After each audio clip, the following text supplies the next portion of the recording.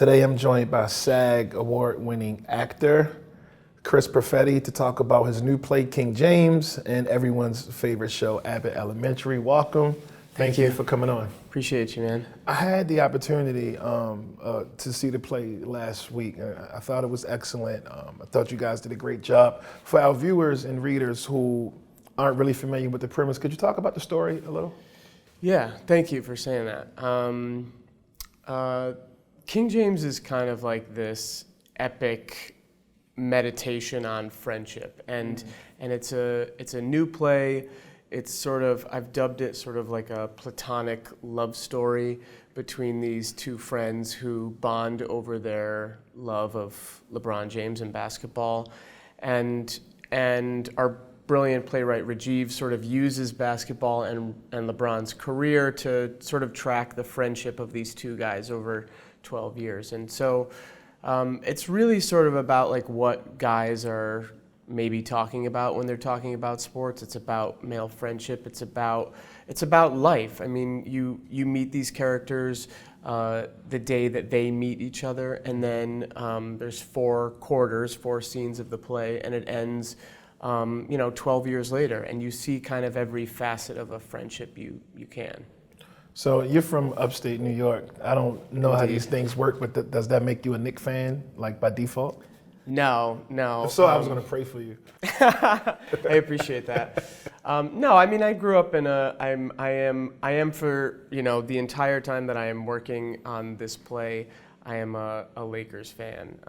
Okay. But, I grew up in a very like sports-centric house, and upstate New York has, a lot of love for, we have so many teams up there, but, I knew very early on that like sports was not going to be my thing. So it's been a nice kind of like deep dive into what that life is like working on this play. Oh, so you came into the play as kind of a LeBron fan. Yeah. Right. Yeah. I mean, and it was really only through like trying to reverse engineer. I feel like every time I start a new part, I'm trying to figure out like what it takes to make that person exist in the world. And I felt like I was really ready to, start the play when we did, but it was only after going to games. I went to a couple Cavs games and just watching all of, the history that is LeBron's life and career, and then I sort of like, it all kind of clicked for me. Yeah, I think the more you learn about LeBron as a person, the more respect you have. And I think your play was so important because it gave viewers just an opportunity of how two people from two different places can approach a topic without knowing everything. You know what I mean? Like, we know the stats, we know the numbers, we know what he does on the court. Who he has been off the court has evolved over the years, and we get to meet them at different times.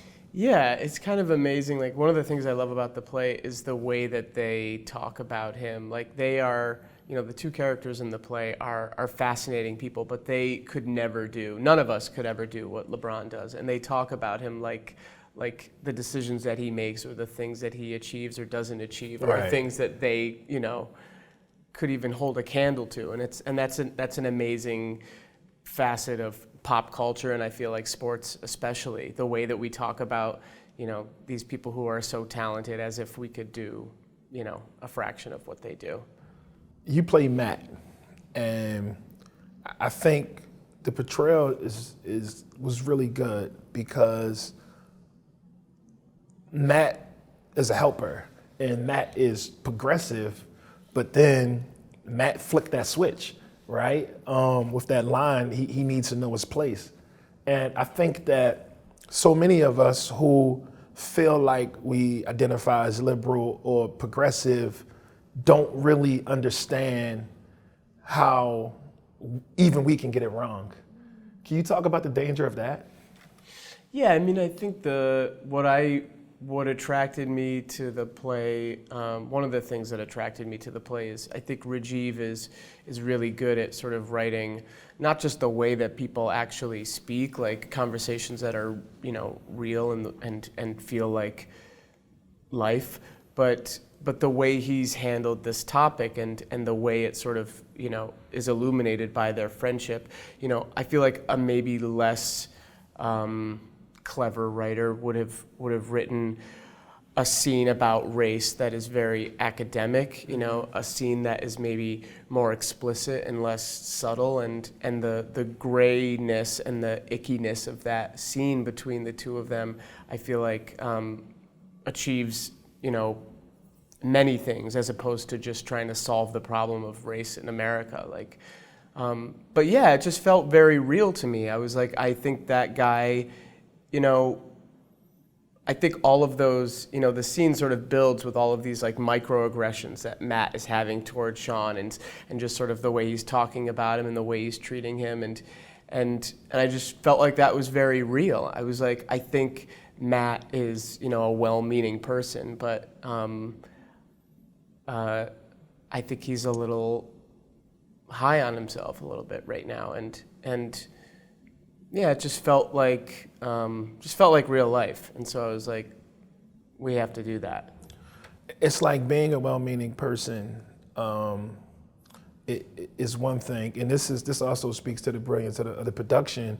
And correct me if I'm wrong, but I felt like even when they link back up, right, and some things have changed and their relationship grew, I felt like they never really addressed that particular issue. I felt like so many friendships and relationships, romantic or not, they kind of explode because shit happens, and you don't take the, okay, I'm going to hold myself accountable and learn what I did wrong process. Yeah. You take the, enough time will go by, and then they'll say fuck it, and I'll say fuck it, and then we'll just continue to grow.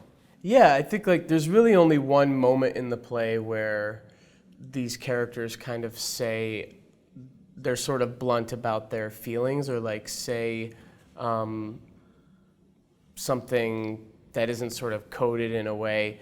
And yeah, I think that's a great point. I think like there's a strong argument for like that may never happen, and what I love about the way the play ends is there's a lot of possibility, but there's no real sort of like everything's not tied up in a bow, and yeah, you can read that as like an incredible feat of generosity on Sean's part to not like need to go back and rehash that, and I think again at the end of the day, Rajiv was just interested in like the feeling that they have with each other and the understanding, and maybe it doesn't need to be quashed, and maybe their friendship will never be the same, but maybe it will. And you're right, that didactic approach would have just been, it wouldn't hit as hard, because for me, what Sean had is what the Black experience is. It's like somebody says something racist or something fucked up or something insensitive, and it's, if you try to fight every battle, you will never get anywhere and do anything. Yeah. In personal relationships or in business, you will never go anywhere. Yeah. You know what I'm saying? So the only way what healing looks like is to say, you know what? I'm just gonna try to take this trash ball and shoot that shit from the other end of the armadillo shop. Yeah. I think another point that I think is important is a conversation that we need to talk about, especially in dealing with Matt, is the idea of how historically sports has united people. You know what I mean? Like I think of that famous Do the Right Thing scene where Spike Lee asked John Turturro about you hate black people so much, but who's your favorite basketball player? And he's like, Magic, but he ain't black. But the idea would he's like, what?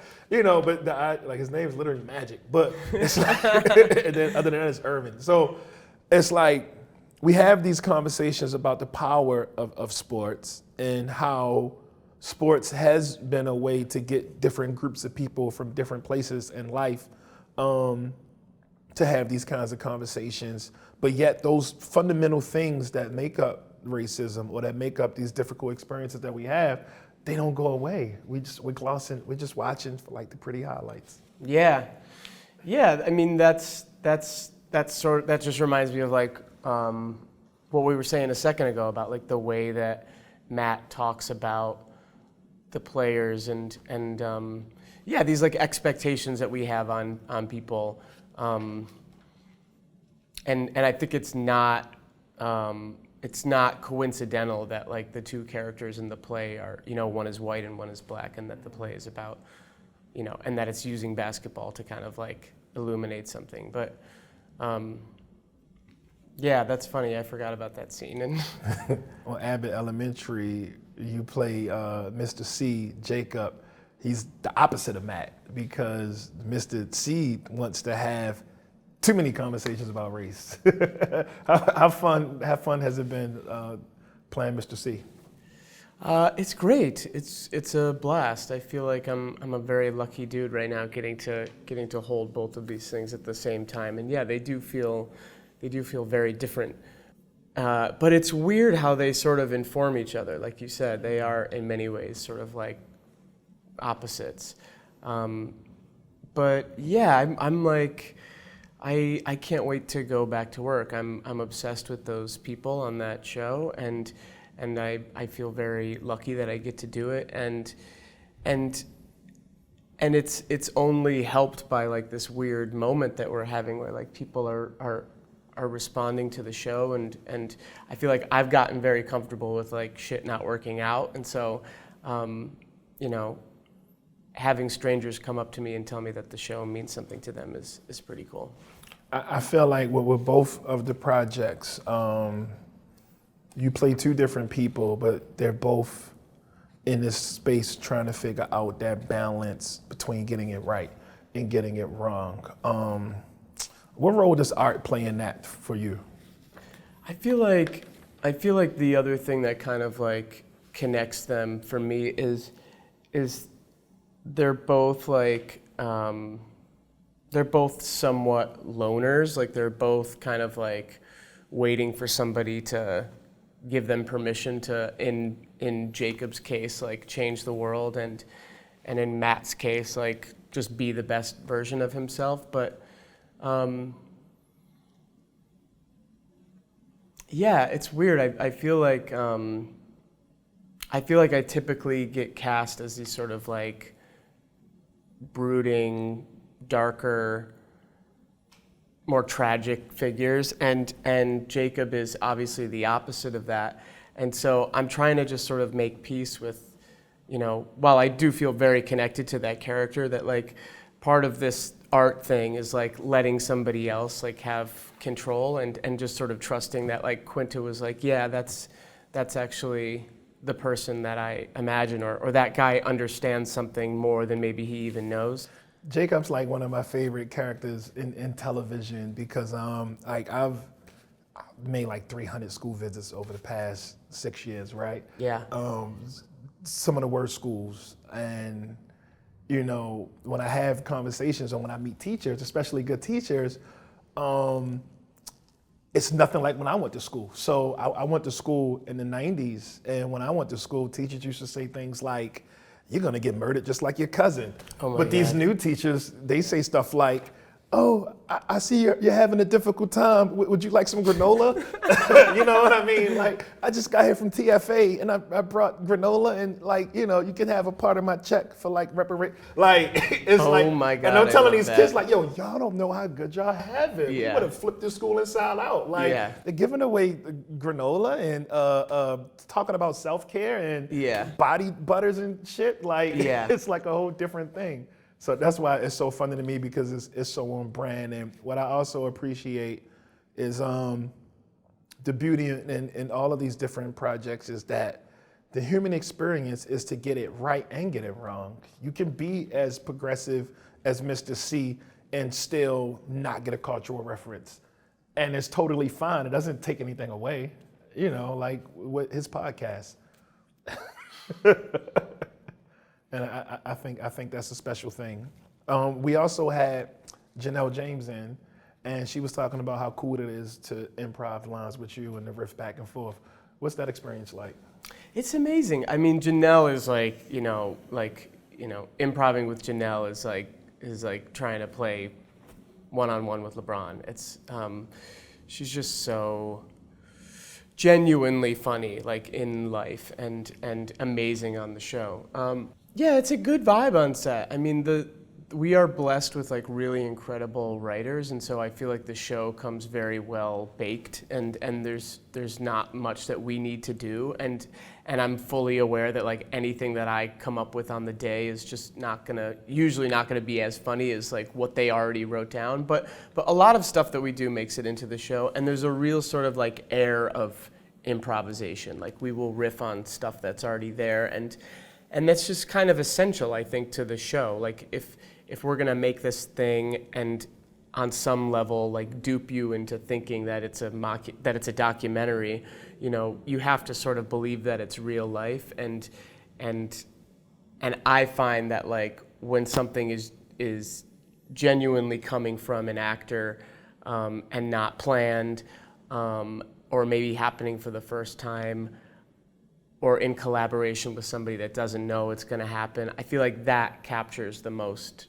real life stuff, and that's just the most, you know, enjoyable thing for me to watch. And so I'm trying to do that with Janelle. But yeah, the show is like usually very well written, and so. Yeah, you guys have just given so much life to so many people, and it sucks that we have this strike going on right now, but at the same time, hopefully it's gonna make everyone more comfortable. I know Abbott was one of the first shows impacted. What do you hope comes of this? I hope the writers get what they deserve. I hope that, look, I'm like simultaneously, you know, fretting and not at the same time. It's like, you know, people in France do this all the time. Like we need to take a page out of we need to get, I think, a little more comfortable with standing up in the way that we are now. It's unfortunate that we have to do it in this way, but yeah, it's an oddly terrifying and beautiful moment. And I hope it's over soon. But Abbott is also like documentary style, so you can probably pay the writers under the table in cash. And you can just maybe like shoot a couple of like episodes so we don't get bombarded with 750,000 brand new reality shows. I feel like that's gonna happen regardless, but yeah, I'll see what I can do about that. Yeah. So we were in the studio talking about your fashion sense and how cool your outfits are. Oh, we wanted to know, does Chris or does Mr. C ever dress like Chris? No. Does he have it in him? Does he have it in him? And what would he have to go through to get to that level? Maybe season 5. Maybe. But no, I think like fashion is utility for Jacob, and I appreciate that though. So what's next for you? I don't know, man. we've got a month left to do the play, which I'm really excited about. And then I hope it's not long before we get to go back and start shooting the 3rd season of Abbott.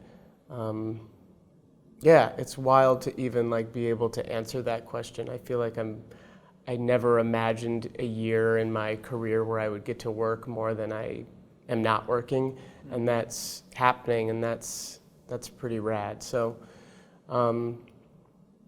yeah, I'm just so excited to go back to Abbott. I think Quinta has a really, she's a really singular talent, and I know that she's excited about our 3rd season, and so that makes me excited. Well, we know it's going to be great. Tell everyone where they can see King James. Thank you, I appreciate that. King James is at MTC on 55th Street until the end of June. Thank you. Thank you, appreciate you.